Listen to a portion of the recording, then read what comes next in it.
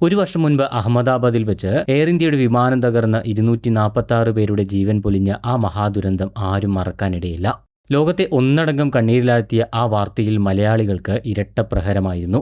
അന്ന് വിമാനാപകടത്തിൽ കൊല്ലപ്പെട്ടവരിൽ സ്വന്തം അമ്മയ്ക്കും 2 പിഞ്ചുമക്കൾക്കും വേണ്ടി മാത്രം ജീവിച്ചിരുന്ന പത്തനംതിട്ട പുല്ലാട് സ്വദേശിനിയായ രഞ്ജിത എന്ന 39-കാരിയും ഉണ്ടായിരുന്നു എന്നതായിരുന്നു അത്. ദുരന്തം നടന്ന് ഇന്നലേക്ക് ഒരു വർഷം തികഞ്ഞിരിക്കുകയാണ്. രഞ്ജിതയുടെ കുടുംബത്തിന്റെ ഇപ്പോഴത്തെ അവസ്ഥയെക്കുറിച്ച് പലരും ചിന്തിക്കുന്നുണ്ടാകും. തങ്ങളുടെ പ്രിയപ്പെട്ട അമ്മയുടെ ഓർമ്മകളിൽ ജീവിക്കുന്ന 2 കുരുന്നുകളും മകളുടെ വേർപാടിൽ തകർന്നുപോയ ഒരു വയോധികയായ അമ്മയും ഇന്നും ആ പുല്ലാട്ട് വീട്ടിൽ കണ്ണീരോടെ ജീവിക്കുന്നുണ്ട്. മകൾ ബാക്കി വെച്ചുപോയ സ്വപ്നക്കൂട്ടിലേക്ക് അവർ താമസം മാറിയെങ്കിലും ആ വീട്ടിലിരുന്ന് അവരിന്ന് അനുഭവിക്കുന്ന വേദനകളും പ്രതിസന്ധികളും ഏറെയാണ്. രഞ്ജിതയുടെ മൂത്ത മകനായ ഇന്ദുചൂടനും ഇളയ മകൾ ഇതികയ്ക്കും അമ്മയെ ഓർക്കാതെ ഒരു ദിവസം പോലും കഴിച്ചുകൂടാൻ കഴിയില്ല. വളരെ മിടുക്കിയായ ഒരു നഴ്സായിരുന്നു രഞ്ജിത. 2019 കോഴഞ്ചേരി ജില്ലാ ആശുപത്രിയിൽ ജോലിയിൽ പ്രവേശിക്കുകയും കുടുംബ പ്രാരാബ്ധങ്ങൾ കൊണ്ട് അവധിയെടുത്ത് സലാലയിലും ഒടുവിൽ UK-യിലുമൊക്കെ ജോലിക്ക് പോവുകയുമായിരുന്നു. എങ്ങനെയെങ്കിലും കഷ്ടപ്പെട്ട് കുടുംബത്തിന് ഒരു നല്ല ഭാവി ഉണ്ടാക്കണമെന്നും മക്കളെ നല്ല നിലയിലേക്ക് എത്തിക്കണമെന്നും സ്വന്തമായി ഒരു വീട് വെക്കണമെന്നതൊക്കെയായിരുന്നു രഞ്ജിതയുടെ ആഗ്രഹം. ഇതിലൂടെ വീട് പണിയും മക്കളുടെ വിദ്യാഭ്യാസ കാര്യങ്ങളുമൊക്കെ നല്ല രീതിയിൽ തന്നെ മുന്നോട്ടു പോവുകയും ചെയ്തിരുന്നു. മരിക്കുന്നതിന് ഒരു മാസം മുൻപാണ് ലണ്ടനിലെ ജോലി അവസാനിപ്പിച്ച് തിരികെ കോഴഞ്ചേരി ജില്ലാ ആശുപത്രിയിൽ ജോലിക്ക് കയറാനുള്ള നടപടിക്രമങ്ങൾ പൂർത്തിയാക്കിയത്.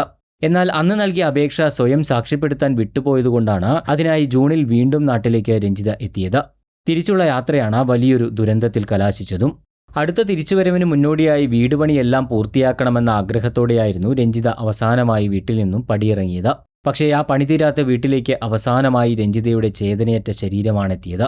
തന്റെ ചോരയും നീരും ഒഴുക്കി പണിത ആ വീട്ടിൽ ഒരു ദിവസം പോലും ജീവിക്കാൻ രഞ്ജിതയ്ക്ക് ഭാഗ്യമുണ്ടായില്ല. ഒടുവിൽ 3 മാസങ്ങൾക്ക് മുൻപാണ് രഞ്ജിതയില്ലാത്ത ആ ഓർമ്മകളെയും നെഞ്ചിലേറ്റിക്കൊണ്ട് അമ്മ തുളസിയും 2 കുരുന്നുകളും ആ വീട്ടിലേക്ക് താമസം മാറുന്നത്. മകൾ പോയതിന്റെ കടുത്ത സങ്കടങ്ങൾക്കിടയിൽ 2 മാസങ്ങൾക്ക് മുൻപ് അമ്മ തുളസിക്ക് ഒരു പക്ഷാഘാതം വരികയും ചെയ്തിരുന്നു. അവൾ ഉണ്ടായിരുന്നെങ്കിൽ എന്ന് ആഗ്രഹിക്കാത്ത ദിവസങ്ങളില്ല. അവൾ പോയിട്ട് ഒരു വർഷമായി എന്ന് ഞങ്ങൾക്ക് വിശ്വസിക്കാൻ പോലും ആകുന്നില്ല എന്നാണ് ആ അമ്മ വിങ്ങലോടെ പറഞ്ഞത്. മകളുടെ 1-ാം ചരമവാർഷിക ദിനത്തിൽ വീടിനടുത്തുള്ള ഒരു അനാഥാലയത്തിലെ അന്തേവാസികൾക്ക് ഒരു നേരത്തെ ഭക്ഷണം നൽകിയാണ് ആ മകളുടെ ഓർമ്മ അവർ പുതുക്കിയത്. രഞ്ജിതയുടെ മകൻ ഇന്ദുചൂടൻ 10ാം ക്ലാസ് കഴിഞ്ഞ് +1 പ്രവേശനത്തിനായി കാത്തിരിക്കുകയാണ്. മകൾ ഇതിക 8ാം ക്ലാസ്സിലാണ്. അമ്മയുടെ വിടവ് നികത്താനാകാത്തതാണെങ്കിലും ആ വേർപാടിനെ അതിജീവിക്കാനുള്ള ശ്രമത്തിലാണ് 2 കുരുന്നുകളും.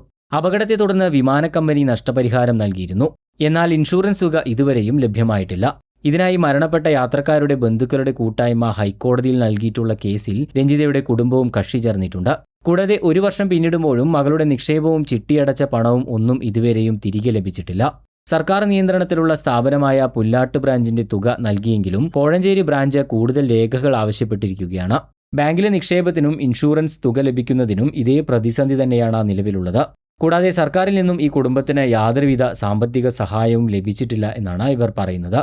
രഞ്ജിതയുടെ ഹാൻഡ് ബാഗും ചില സർട്ടിഫിക്കറ്റുകളും ലഭിച്ചിട്ടുണ്ടെന്ന് 6 മാസം മുൻപ് വിമാന കമ്പനിയിൽ നിന്നും മെയിൽ ലഭിച്ചിരുന്നു. എന്നാൽ അതും ഇതുവരെ ഇവർക്ക് കൈമാറിയിട്ടില്ല. സഹോദരങ്ങൾ പലതവണ ബന്ധപ്പെട്ടിട്ടും ഇതുവരെയും ഒരു നടപടിയും ഉണ്ടായിട്ടില്ല എന്നും പറയുന്നു. അപകടത്തിൽപ്പെടുമ്പോൾ രഞ്ജിത ധരിച്ചിരുന്ന മാലയും വളയും നേരത്തെ ഇവർ തിരിച്ചു നൽകിയിരുന്നു.